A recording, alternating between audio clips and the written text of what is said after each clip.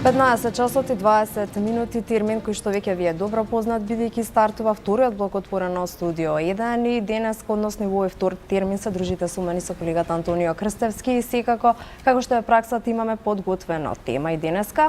Станува збор за тоа дека Македонија напредува на скалата за почитување на работничките права, но каде се слабите алки? На оваа тема разговараме со Вилдан Дрплјанин од Хелсиншки комитет. Добар ден и добре дојдовте. Добро најдов. Така, вчера излезе една информација во однос на тоа дека минатата година дури 23 работници починале на работно место, а дури 1790 се повредени при работа. Овие бројки се навистина сериозни. Најпрво во име на Хелсиншкиот комитет за човекови права да ви се заблагодарам на поканата и што актуализирате една особено значајна тема во поглед на 1 мај, денот на трудот.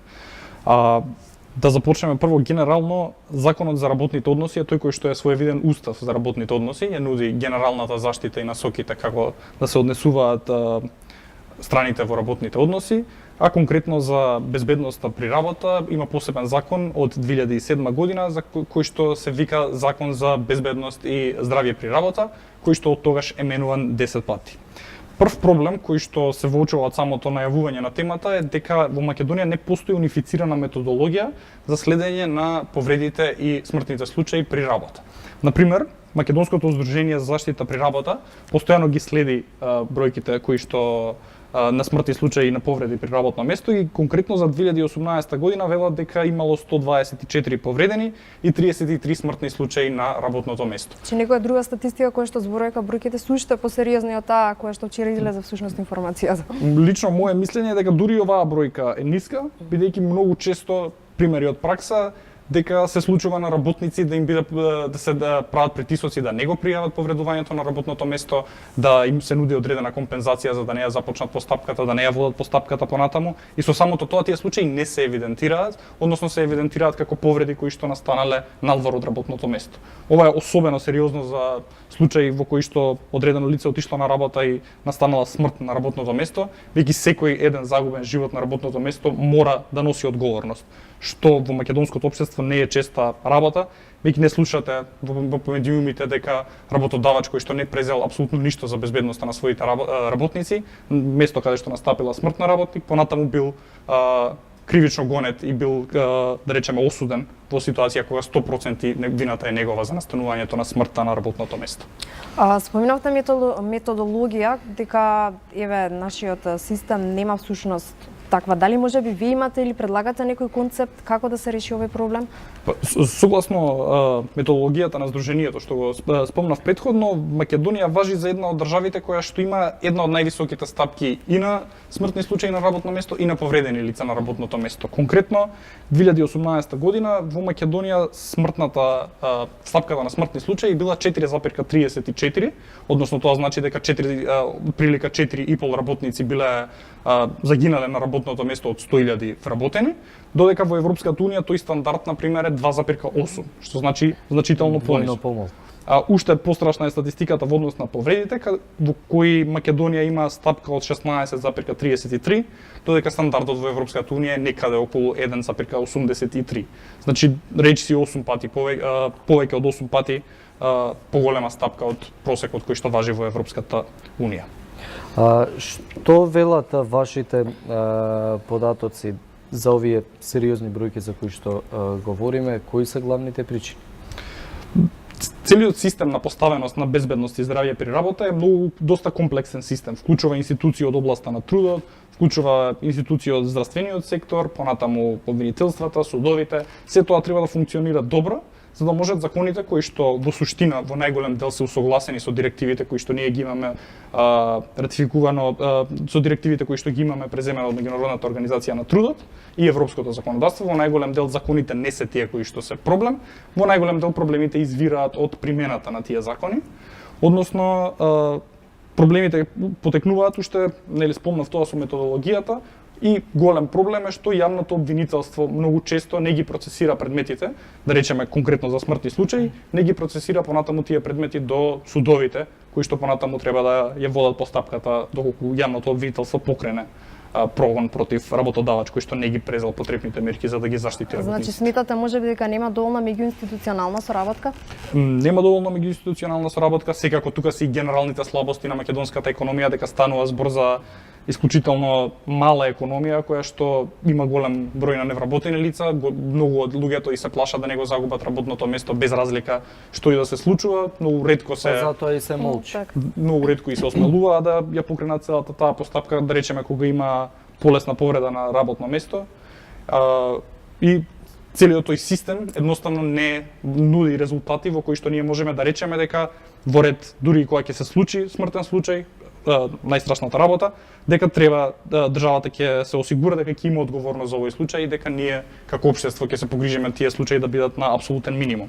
Конкретно минатата година просекот е некаде дека секој месец умирале околу речиси 3 работници на работното место, што е многу голема и страшна бројка. Во Македонија постојат закони, напишани се. Како што спомена и ти, нивната имплементација е проблемот. Како и во други сегменти на општеството, така и ова. Значи, постои закон за заштита на работниците, меѓутоа истиот не се имплементира, односно не се почитува.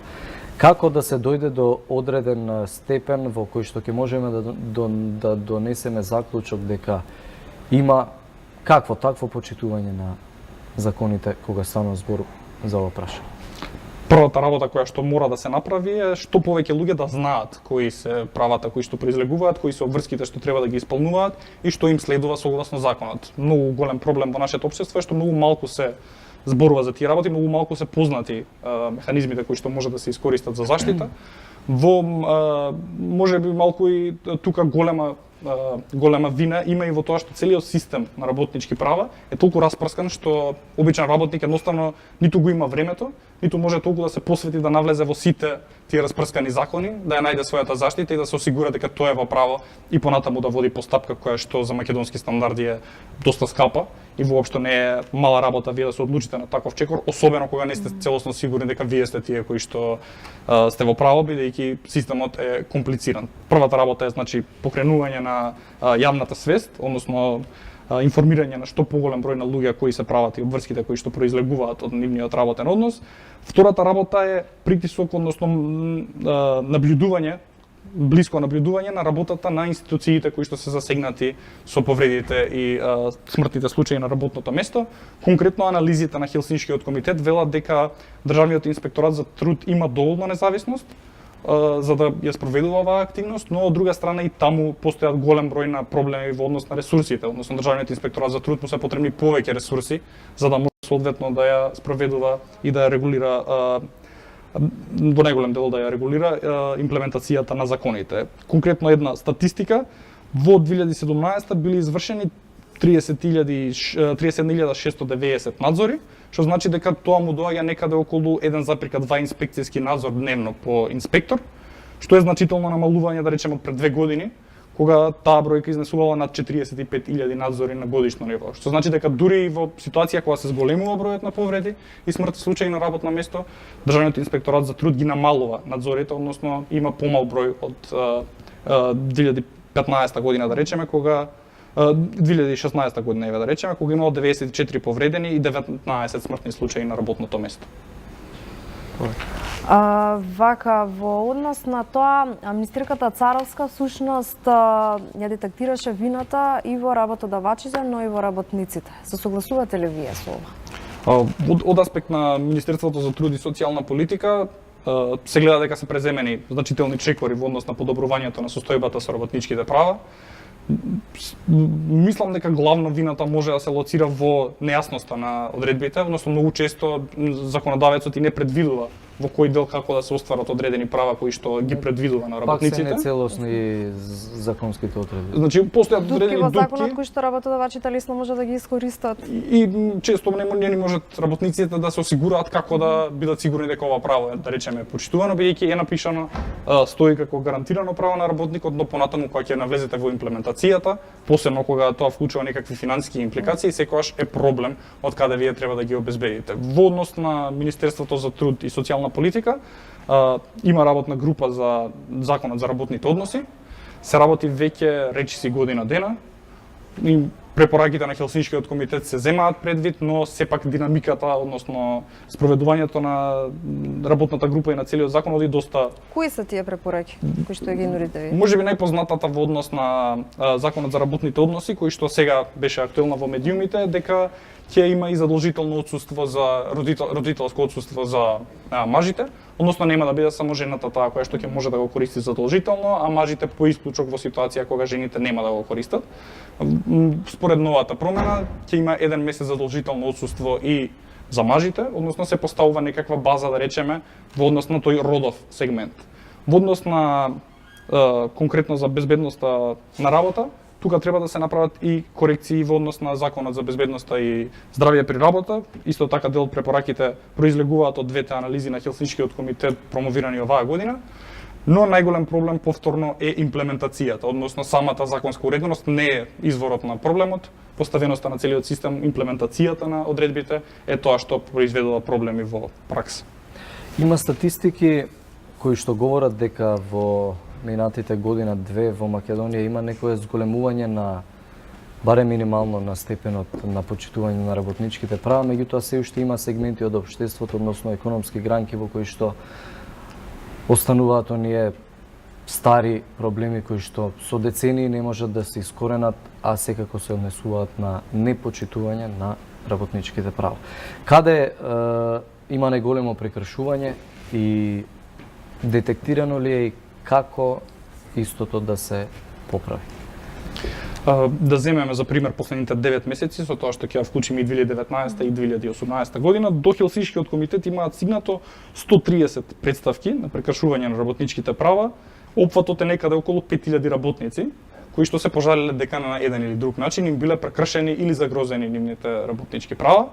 Најголем дел станува збор за неплатена прековремена работа, за непријавени работници, за изрекување отказ во устна форма. Многу почесто во последно време станува збор и за мобингот, односно пријавување на мобинг на работното место, без разлика дали тоа доаѓа од работодавачот, односно надредениот, или едноставно од колега кој што му го врши мобинг врз одреден друг колега, односно жртви на мобинг кои што произлегуваат и од хоризонталната поставеност на работното место. Мобингот се споменува се повеќе низ Европа, па и низ светот, секако и Македонија не е имуна на мобинг, меѓутоа како да се препозна и како да се воочи и да се пријави? Значи, и за овој феномен во Македонија е донесен посебен закон, односно законот за заштита од вознемирување на работното место. Таму е предвидена посебна претходна постапка. Во претходната постапка целата таа процедура започнува со тоа што вие директно се обраќате како потенцијална жртва на мобинг до лицето кое што е вршител на мобингот и му опишувате кои се действија сметате дека класифицираат мобинг, односно зошто вие се чувствувате како жртва на мобинг и го замолувате да го коригира и да го приначи своето однесување. Што се спаѓа во мобинг, нема некоја прецизна дефиниција, односно мобингот е таква појава што е многу индивидуална. Односно тоа што одредена личност го доживува како понижувачки, навредувачки, непосакувано однесување, кое што за крајен резултат може да има вие да неволно додите на работа, да прекинете со работниот однос целосно, односно има негативни последици врз вашето здравје. Во тие ситуации личноста, нели, потенцијалната жртва на мобинг се обраќа до личноста која што е вршител на мобинг, тука представува една затворена постапка кај работодавачот, каде што само тие две лица се обидуваат првенствено да го решат конфликтот, а понатаму доколку нема никаков одговор или не се коригира однесувањето на лицето кое што е потенцијален вршител на мобинг, се обраќате конкретно до работодавачот, односно надредениот орган кој што треба да започне постапка на посредник, кој што ќе ја посредува целата постапка помеѓу две лица кои што тврдат дека се жртва и потенцијална жртва на мобинг и потенцијален вршител на мобинг. А понатаму, доколку не е успешно посредувањето, секако постои и судска заштита. Исклучок од ова правило е доколку веднаш вршител на мобингот е работоводен орган кој што веднаш може да се покрене судска постапка. И ако законот генерално не предвидува исклучивост на постапките, односно претходната постапка не е услов за вие понатаму да водите судска постапка. Значи може и директно да се премине кон судската постапка. Посебно чувствителна сфера се текстилните работнички каде што во 2018 Колку тие се осмелуваат тебе да пријават мобинг на работно место?